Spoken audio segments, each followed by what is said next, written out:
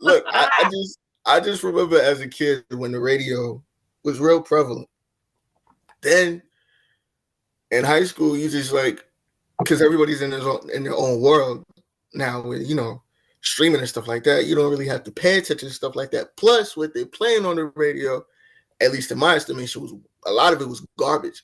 So it's just interesting to kind of look back and see. Like, I can remember hearing a song like Music Soul Child, So Beautiful, and on the radio constantly.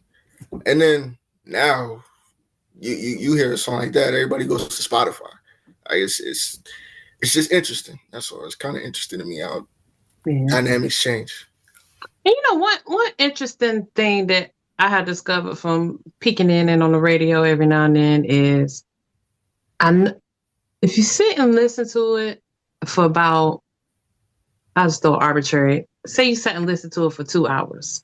Mm-hmm. In those 2 hours, over 75% of the songs were from 7 to 15 years ago. They were playing stuff from earlier in the 2000s. Like, it was very few of the new garbage songs. Like, those were sprinkled in there, but most of the songs they was playing were like some old Migos, you know what I'm saying? Like, a song 5 years from Meg, you know what I'm saying? It was interesting. It wasn't a lot of like new music. So even their new stuff and some of the cool stuff that some of the kids are doing, whether it be in hip hop or R&B stuff, and that's cool to them. We don't quite get it, but they have their little niche stuff, and they not even playing that.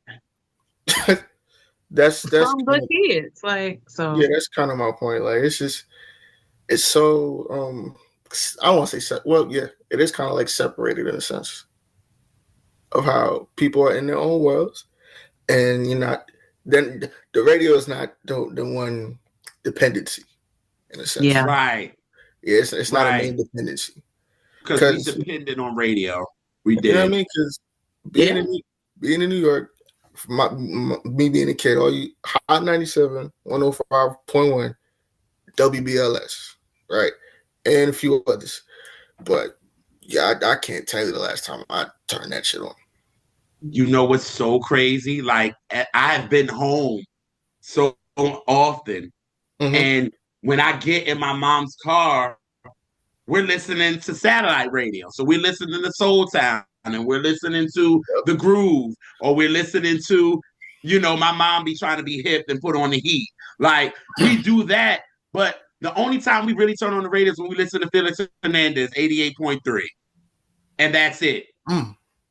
But other than that, I'm not listening to Hot 97. I'm not listening to Power 105. Like, I'm not listening to any of that. You know what I mean? So it's just, we used to get our news from the radio. That was our social media.